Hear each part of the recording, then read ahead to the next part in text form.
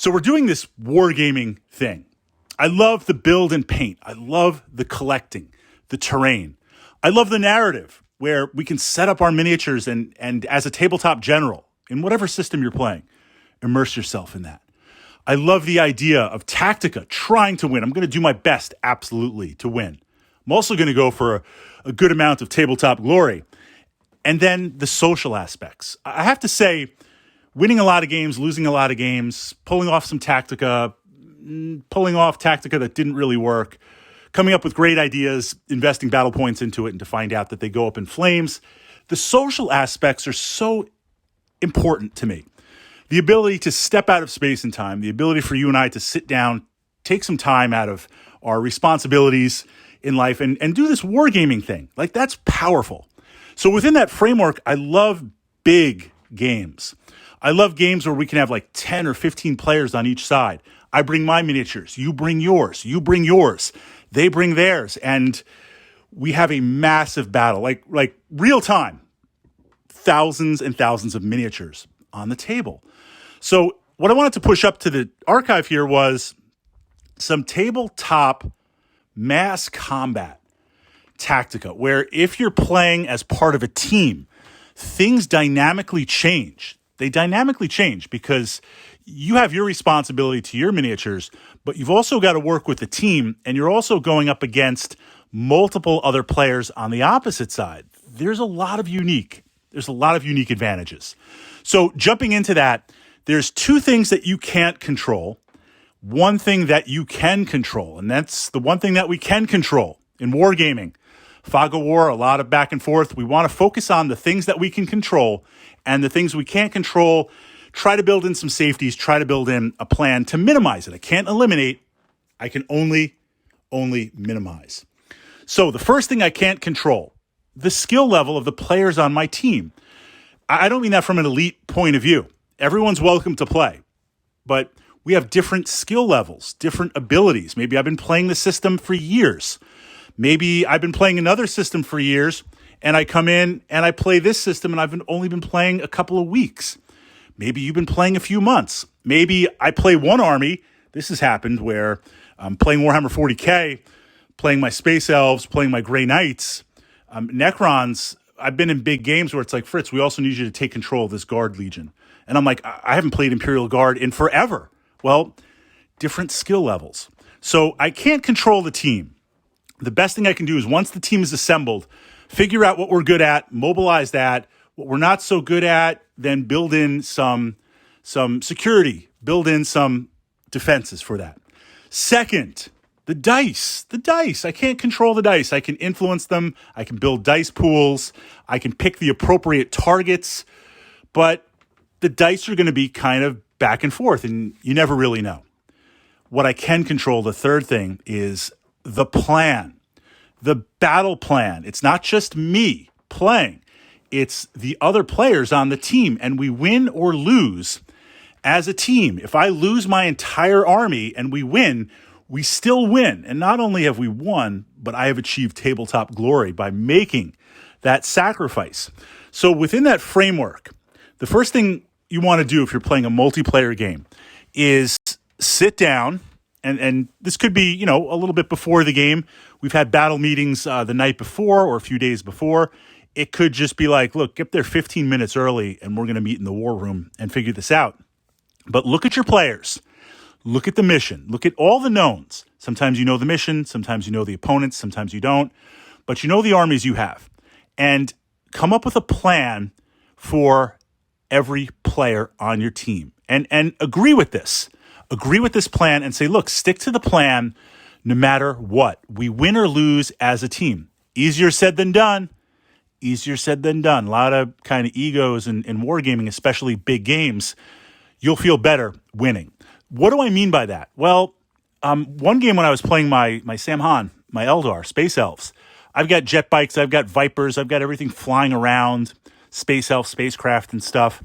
It moves really, really fast. Really, really fast. And it can fly over and fly. So my entire war host, my entire army, the one big game we were playing, we had realized the best thing to do would be to hold my Warhost, my entire army back, and then have it outflank on the side and essentially cut across the entire table. We had eight 40K boards put together, cut across 8 tables, strafe those 8 tables. And midway through the game, strafe down those 8 tables, fire on everything I could, take every single shot that I could, all sorts of shields up, space elf magic, and vulnerable saves, all that type of stuff. Take everything I could. Because on turn 3, mid-game, we were playing 6 turns. On turn 3, if I could eat every single shot on that table, doubtful, not probable, but the more I could eat and absorb for that one turn, that would allow other elements of the army to really, really push forward. A lot of assault troops, Grey Knights and Terminators and Space Marine stuff to really, really push forward. What this meant was I was definitely gonna lose the entirety of my army. Tactically, I was gonna try and hold out, see how long I could get, pick my targets, and do as much damage as I could.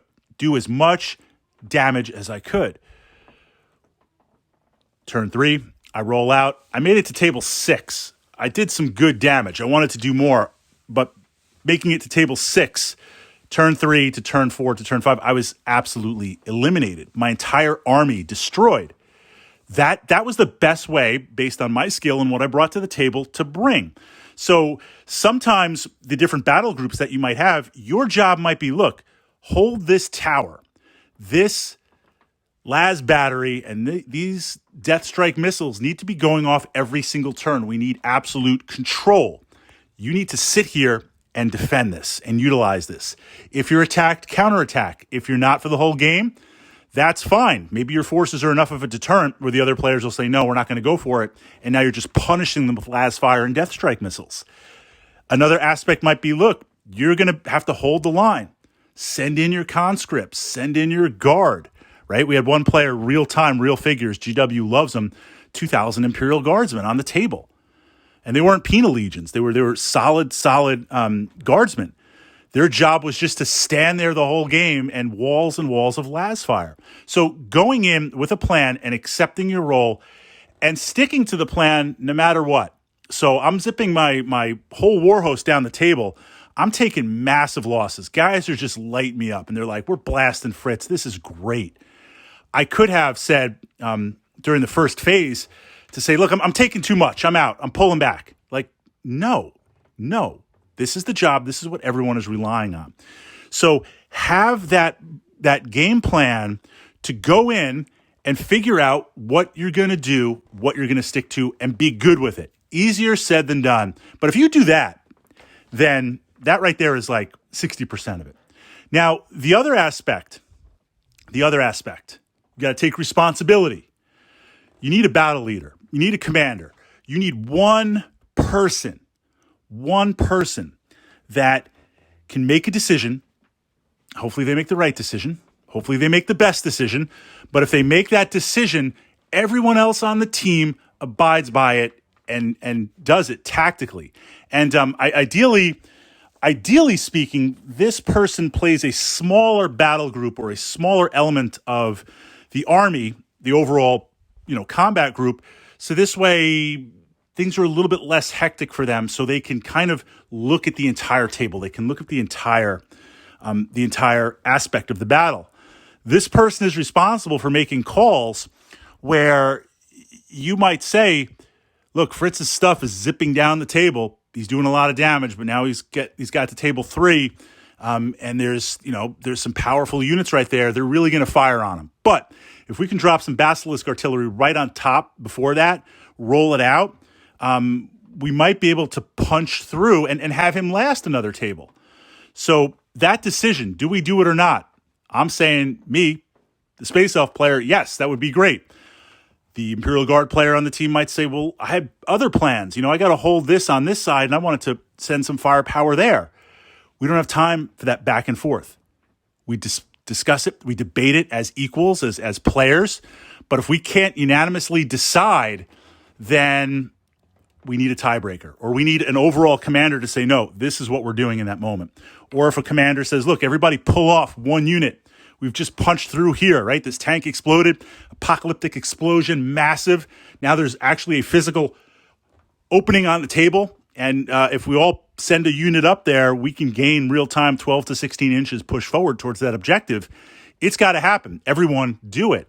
Having a commander in that moment. But of course, that commander does bear a lot more responsibility.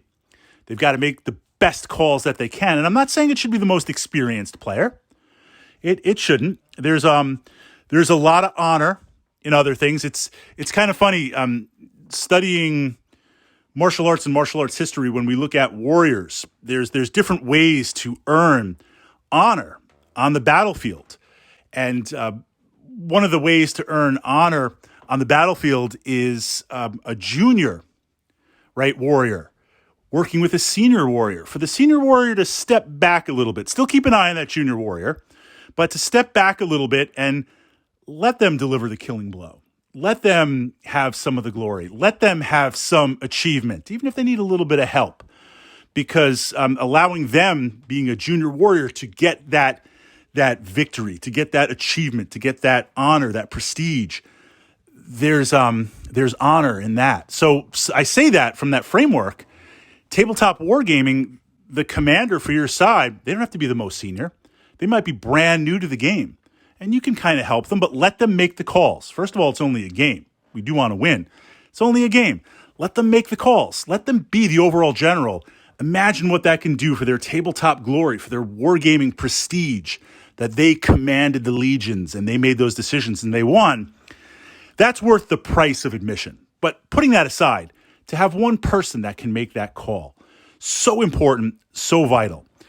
These elements, these aspects, again, framework, I can't really control the experience of my team. Like, yes, I'd all love veteran, fully veteran players, epic players, longtime players, but you go to battle with what you have. And there's a lot of players that don't have experience, but they still know the game. They still have some great tactical ideas that we want to tap into. I can't control the dice. I'm going to try and choose the appropriate targets and roll well. But I can control the plan for each battle group. I can control the plan for the mission. I can control agreeing ahead of time. Look, no matter what happens, this is what we're going to do. I mean, you've got your battle group. I'm sending your Grey Knights forward in those Land Raiders. You roll out, you start taking losses. There's no reinforcements. There's no turning back. You're going to have to do it, right? Coming up with that. And then having a battle group leader, a commander, whatever we want to call it, where in that moment they can see opportunities or they can make a decision. We need to do this. We need to change and go here. This area needs a little bit of reinforcement. You pull those things together and your win factor for these big games and the potential for glory goes up tremendously.